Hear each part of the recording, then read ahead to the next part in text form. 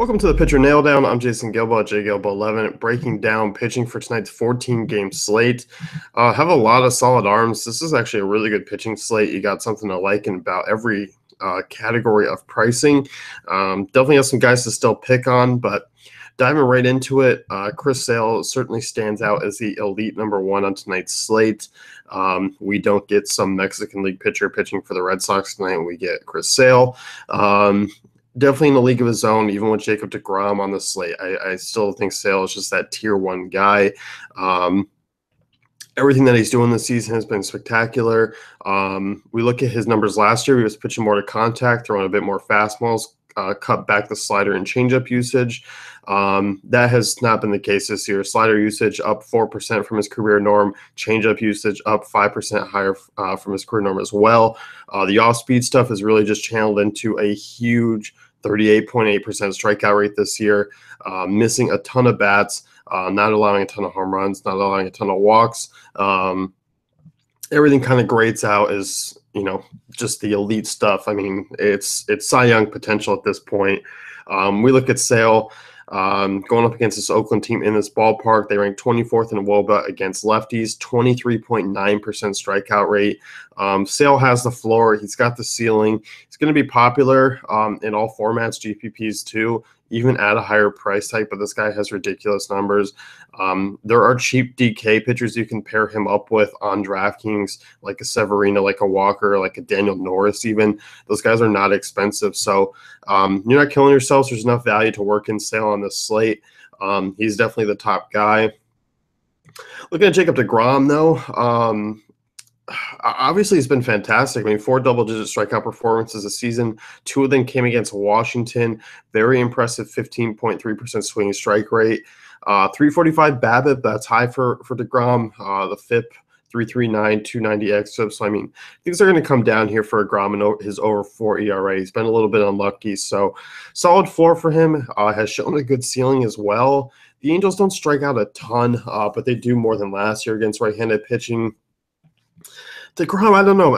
He kind of gets lost for me a little bit here. He's kind of in a price where $11K on DraftKings, it's $2,000 cheaper than he is than Sale. But then we start getting to guys like Severino and Walker who are $3,000, $2,000 cheaper than DeGrom and have similar strikeout upside and win potential and are in good ballparks.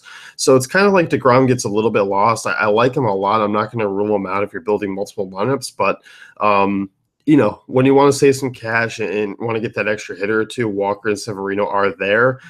So I think DeGrom just kind of gets lost in the mix a little bit for me tonight. So as much as I like him, I like the potential that he has. He's just a GPP play and kind of a hedging play off of those other names at best. I think the price is a little too much for me. I think there's more options to get some bats in cheaper. So that's where I stand on DeGrom. Not to say he's going to have a bad outing tonight. I just kind of like some of these cheaper guys a little bit more.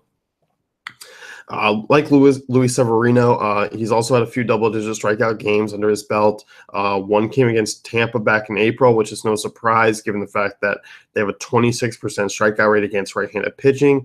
However, they do rank 6th in WOBA, have the 3rd highest ISO against right-handed pitching. They do have a lot of power bats. They're definitely not a bad offense. They are boom or bust. You look at Severino, 21.8 K to walk ratio, 10.3% swinging strike rate.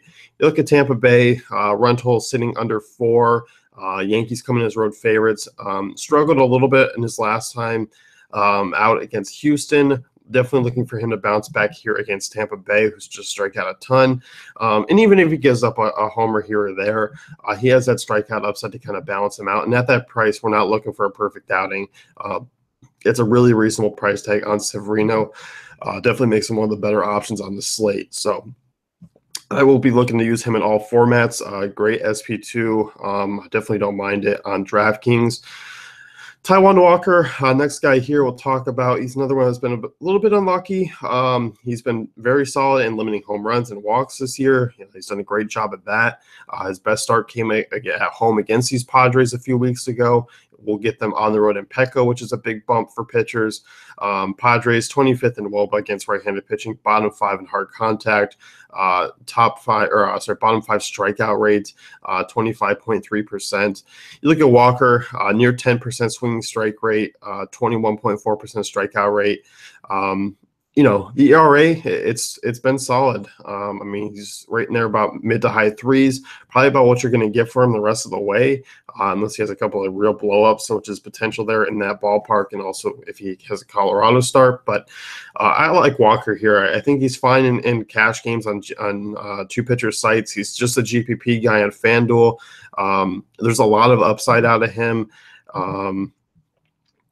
Decent favorite, should pick up the win there with Jared Weaver on the other side of things. So definitely don't mind Walker in all formats, but definitely a GPP guy on FanDuel. Moving down here, a cheap GPP only, Daniel Norris. This is a guy who's been up and down, allowing a lot of base runners. He's not having the cleanest of outings. This is a tremendous matchup for him, though. The Rangers dead last in WOBA against left-handed pitching, 26.4% strikeout rate. They do have a team with a lot of power bats, but ISO sitting at just 101 against lefties. Bottom 5 in most categories. Playing away from Texas also adds to their struggles. Norris, the walks are a big concern here. That's why he is not cash game playable. He's also allowing a decent amount of hard contact.